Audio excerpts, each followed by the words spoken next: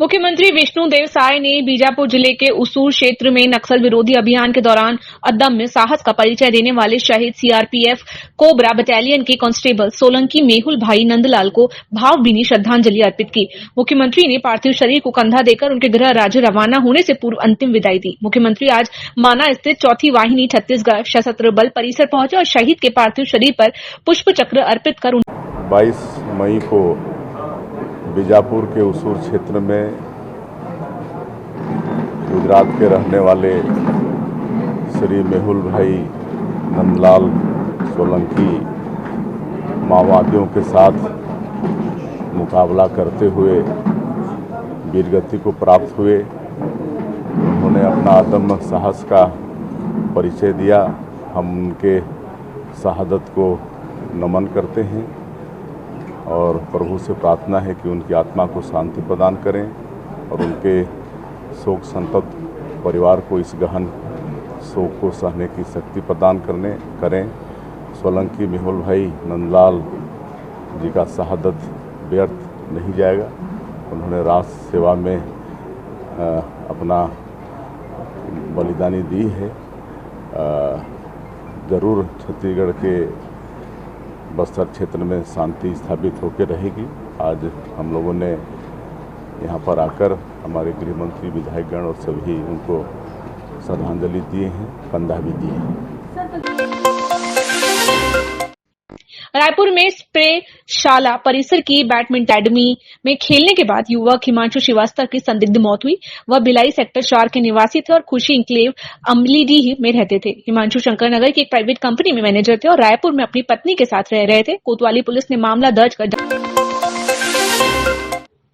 भारत सरकार ने सड़क दुर्घटना पीड़ितों का नकदी रहित उपचार स्कीम 2025 शुरू की है। इसके तहत आयुष्मान योजना से जुड़े अस्पतालों में सड़क दुर्घटना में घायल मरीजों को 7 दिन तक 1.5 लाख रुपए तक निःशुल्क इलाज मिलेगा। स्वास्थ्य मंत्री श्याम बिहारी जायसवाल ने बताया कि योजना में परिवार के 1 से अधिक सदस्य घायल होने पर भी प्रति व्यक्ति 1.5 लाख तक मुफ्त इलाज मिलेगा। इलाज न मिलने पर मरीजों को दूसरे अस्पताल रेफर किया जाएगा। जायसवाल ने योजना को राज्य में लागू कराने पर मुख्यमंत्री विष्णुदेव साय और गृह मंत्री विजय शाह या कहीं भी सड़क दुर्घटना हो जाती है तो ऐसे व्यक्तियों के इलाज के लिए उन सभी हॉस्पिटलों में जिन्होंने आयुष्मान में अपना रजिस्ट्रेशन करा रखा है या आयुष्मान से इनपेनल्ड हैं, ऐसे हॉस्पिटलों में 1.5 लाख रुपए तक का केसलेस इलाज 1 सप्ताह के लिए उसमें होगा।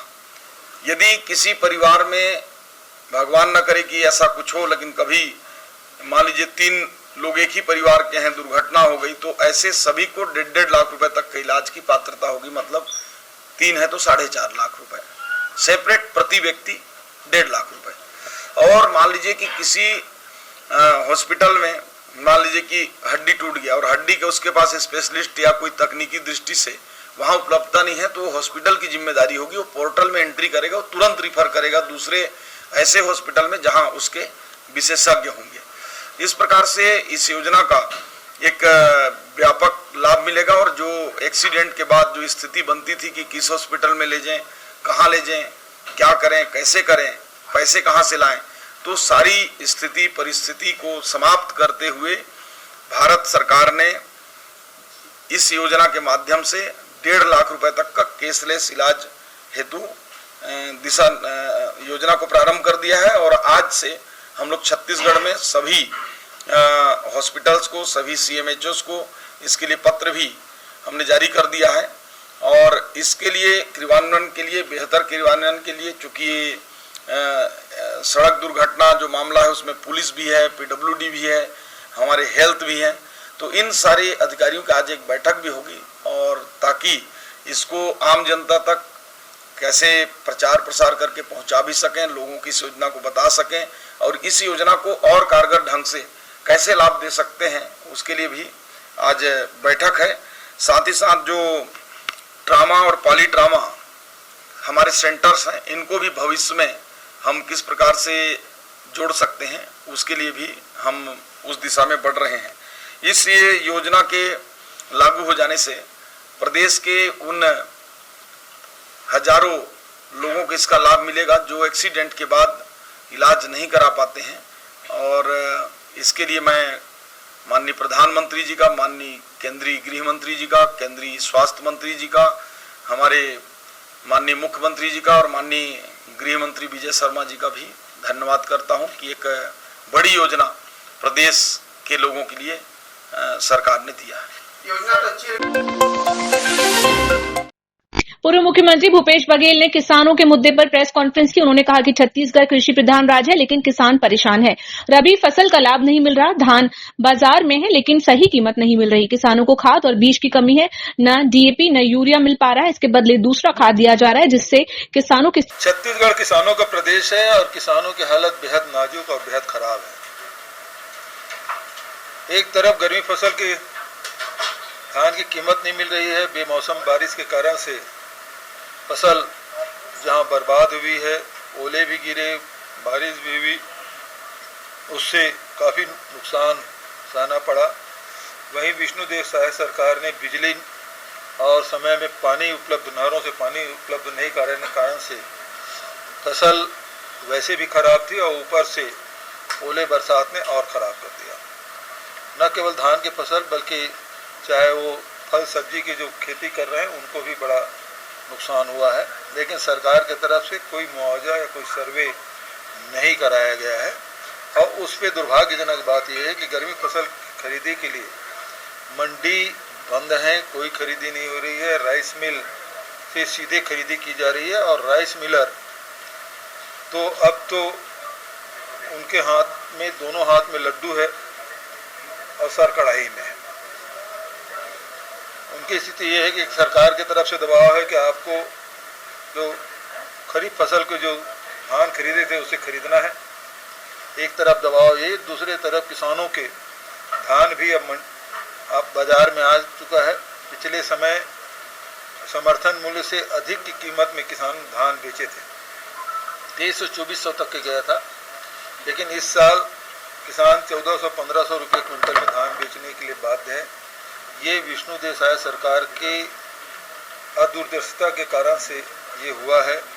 यदि शासकीय धानों को आप फरवरी मार्च में बेच देते तो आज किसानों को ये नुकसान उठाना नहीं पड़ता।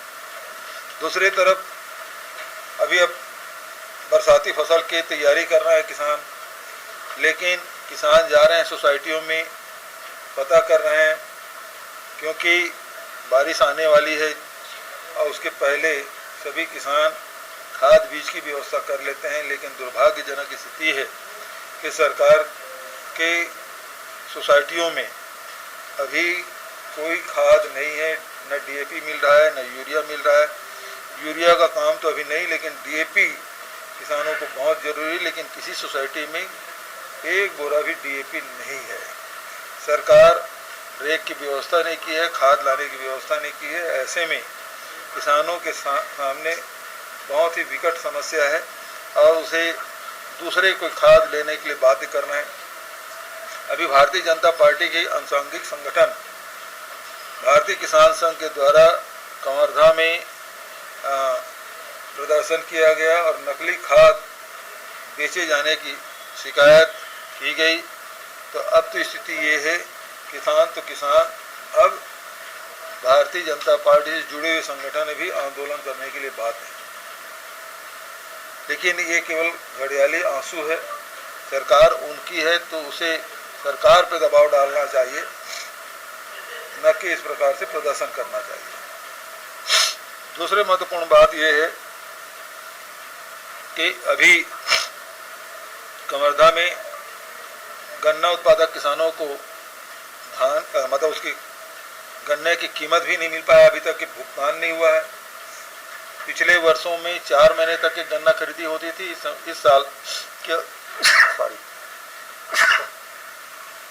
केवल 44 दिन की खरीदी की गई है और जो खरीदी की गई है उसका भी भुगतान ये सरकार नहीं कर पा रही है। दूसरी तरफ सुशासन त्योहार चल रहा है। सुशासन त्योहार में केवल आवेदन ले लिए हैं, पावती नहीं दे रहे हैं। और एक उदाहरण मस्तूरी विधानसभा का है, जहां वहां के आम ग्रामीण जनों ने अपनी समस्या के निराकरण के बारे में पूछा तो उन्होंने कहा आपके पास पावती है क्या? पावती नहीं दिखाने पर वो बोले कोई समस्या का निराकरण नहीं होगा। और ऐसे में वहाँ अफरा तफरी मच गई और वहाँ अधिकारियों को भागना पड़ा। तो दूसरी तरफ वसूली के स्तर आप देख रहे हैं किस प्रकार से वसूली करने में सारे भारतीय जनता पार्टी के लोग लगे हुए हैं। एक तरफ रेत खदान में अवैध उत्खनन हो रहा है, भारी कीमत अदा करना पड़ रहा है ग्राहकों को, तो दूसरी तरफ कोयला में, लोहा में सब कमीशन खोरी चल रहा है, सीमेंट में कमीशन खोरी चल रहा है। अब तो कमीशन खोरी की स्थिति ये हो गई है, विभागों में भी 30% से नीचे कोई काम नहीं हो, एक तो काम नहीं हो रहा है, स्वीकृति नहीं हो रहा, 30% नीचे कोई काम नहीं हो रहा है। वसूली का हद तो तब हो जाती है जब मुख्यमंत्री के परिवार के लोग ही चित्रकूट रेस्ट हाउस में जाते हैं और वहाँ के सरपंच और वहाँ के निचले स्तर के कर्मचारियों से दारू और मुर्गा की मांग करते हैं और नहीं देने पर उन पर कार्रवाई हो जाती है। तो इसलिए इससे निचले स्तर की कोई बात नहीं हो सकती।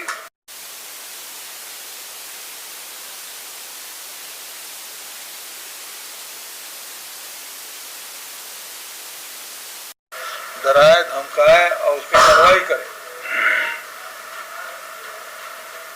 और इस मामले में ये पहला आंदोलन होगा पूरे देश भर में कि बकरा, मुर्गा और दारू लेके प्रदेश कांग्रेस कमेटी के अध्यक्ष दीपक भाई जी खुद पहुंच गए थे।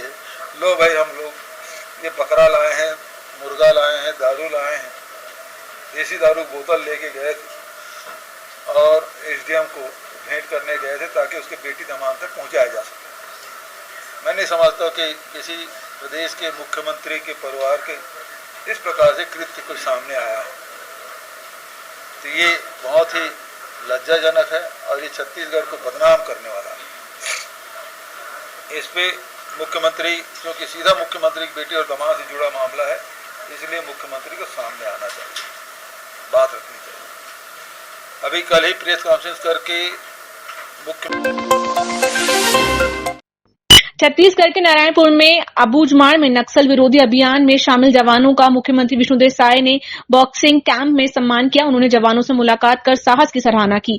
गृह मंत्री भी साथ थे। मुख्यमंत्री ने तिलक लगाकर और पुष्प गुच्छ भेंट कर उनका उत्साह बढ़ाया और कहा कि जवानों की बहादुरी से ही अबूझमाड़ में शांति। अभी प्रदेश में सुशासन तिहार चल रहा है और लगातार हम सभी लोग, आदरणीय डिप्टी सीएम साहब भी, आदरणीय केदार कश्यप भी, सब लोगों के बीच में जा रहे हैं। लेकिन जिस तरह से अभी नारायणपुर के नक्सल ऑपरेशन में हमारे जवानों को जो सफलता मिली, वैसे तो लगातार ऑपरेशन हो रहे हैं 1.5 साल से और सफलता मिलते जा रही है।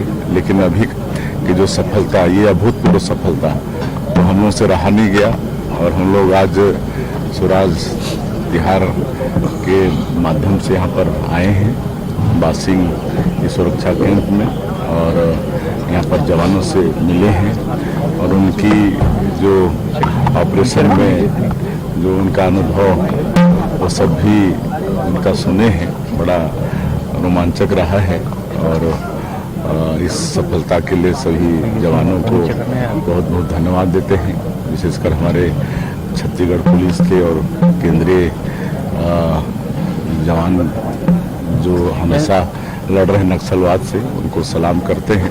और पूरा हम लोग को भरोसा है कि जो संकल्प माननीय प्रधानमंत्री जी और गृह मंत्री जी का है 31 मार्च 2026 तक पूरे देश से नक्सलवाद को समाप्त करने का, वो अवश्य पूरा होगा। और छत्तीसगढ़ जैसे प्रदेश में जो विकास में एक बहुत बड़े बाधक ये नक्सली है, नक्सलवाद है, ये समाप्त होगा तो हम लोग छत्तीसगढ़ को विकसित छत्तीसगढ़ के रूप में खड़ा कर पाएंगे।